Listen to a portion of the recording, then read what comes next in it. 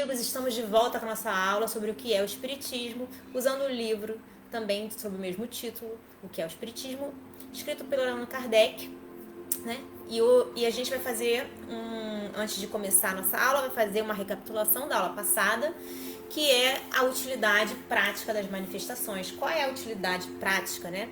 E Kardec fala que ajuda a gente a desenvolver a nossa inteligência, alargando o círculo das nossas ideias, fazendo-nos compreender melhor as leis da natureza.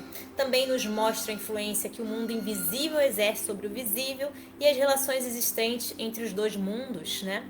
Faz também desenvolver a nossa moral, né?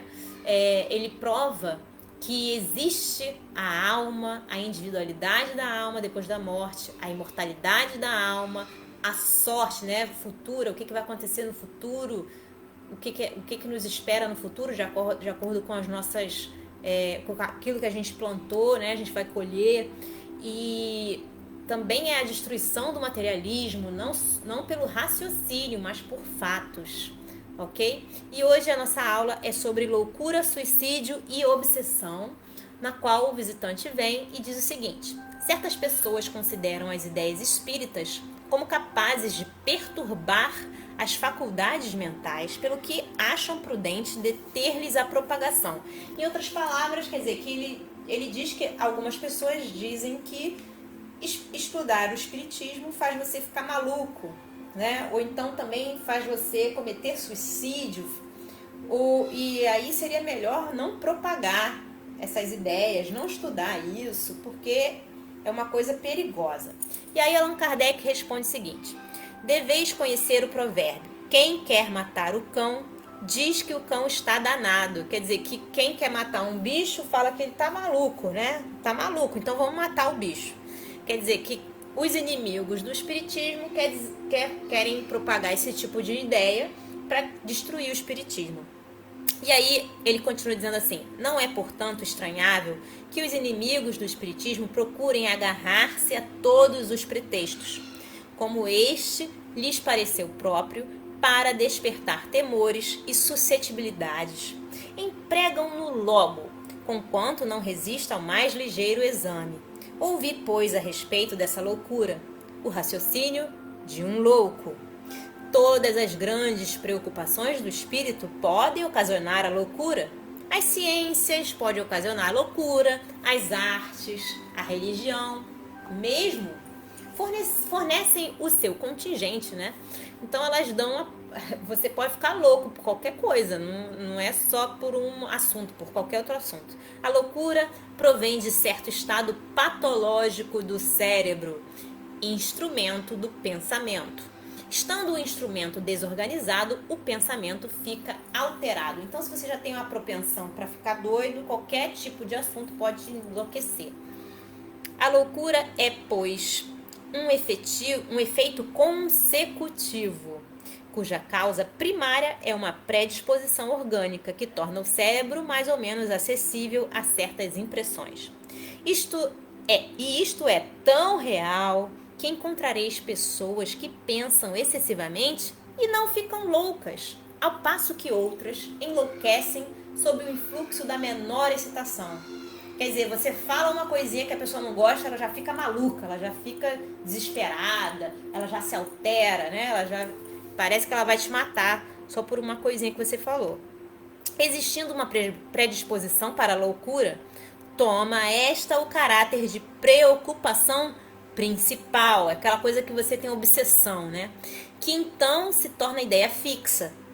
Esta poderá ser a dos espíritos, num indivíduo que deles se tenha ocupado, como poderá ser a de Deus, a dos anjos, do diabo, da fortuna, do poder, de uma ciência, da maternidade, de um sistema político ou social. É provável que o louco religioso se tivesse tornado um louco espírita se o espiritismo fosse sua preocupação dominante. É certo que um jornal disse que se contavam só em uma localidade da América, de cujo nome não me recordo, 4.000 casos de loucura espírita.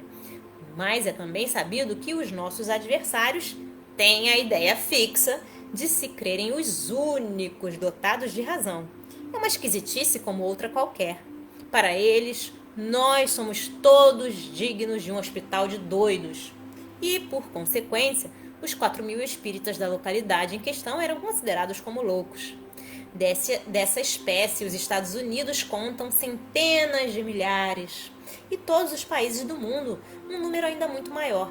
Esse gracejo de mau gosto começa a não ter valor, desde que tal moléstia vá invadindo as classes mais elevadas da sociedade.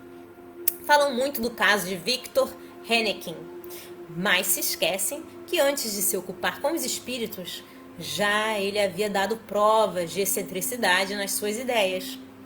Se as mesas girantes não tivessem então aparecido, as quais, segundo um trocadilho bem espirituoso dos nossos adversários, lhe fizeram girar a cabeça, sua loucura teria seguido outro rumo. Eu digo, pois, que o espiritismo não tem privilégio algum nesse sentido, mas vou ainda além. Afirmo que, bem compreendido, ele é um preservativo contra a loucura e o suicídio. Quer dizer, as ideias espíritas ajudam a combater essas duas patologias. Entre as causas mais numerosas de excitação cerebral, devemos contar as decepções, os desastres, as afeições contrariadas, as quais são também as mais frequentes causas do suicídio. Ora, o verdadeiro espírita vê as coisas deste mundo de um ponto de vista tão elevado que as tribulações não são para eles senão os incidentes desagradáveis de uma viagem. Aquilo que em outro qualquer produziria violenta comoção, afeta-o mediocremente. Ele sabe que os dissabores da vida são provas que servirão para seu adiantamento. Se as sofrer sem murmurar, porque sua recompensa será proporcional à coragem com que as houver suportado. Suas convicções dão-lhe, pois, uma resignação que o preserva do desespero e, por consequência, de uma causa incessante de loucura e de suicídio. Ele sabe, além disso, pelo espetáculo que lhe dão as comunicações com os espíritos, a sorte deplorável dos que abreviam voluntariamente os seus dias. E este quadro é bem de molde a fazê-lo refletir. Também é considerável o número dos que, por esse meio, têm sido detidos nesse funesto declive. É um dos grandes resultados do espiritismo. Em o número das causas de loucura, devemos também colocar o medo, principalmente do diabo, que já tem desarranjado mais de um cérebro.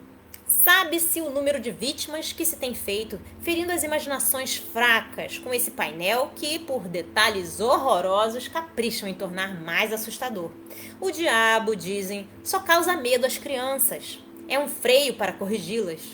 Sim, como o bicho-papão, o lobisomem, que as contém por algum tempo, tornando-se elas piores que antes, quando lhes perdem o medo, claro. Mas, em troca desse pequeno resultado, não contam as epilepsias que têm sua origem nesse abalo de cérebros tão delicadas. Não confundamos loucura patológica com a obsessão. A obsessão, esta, não provém de lesão alguma cerebral, mas da subjugação que espíritos malévolos exercem sobre certos indivíduos e que muitas vezes tem as aparências da loucura propriamente dita. Esta afecção muito frequente é independente de qualquer crença no espiritismo e existiu em todos os tempos. Neste caso, a medicação comum é impotente e mesmo prejudicial. Fazendo conhecer esta nova causa de perturbação orgânica, o espiritismo nos oferece ao mesmo tempo o único meio de vencê-la, agindo não sobre o enfermo, mas sobre o espírito obsessor. O espiritismo é o remédio e não a causa do mal. Bom, gente, ficamos por aqui na nossa aula de hoje. Eu espero que vocês estejam gostando. Um grande beijo a todos. Até a próxima. Tchau.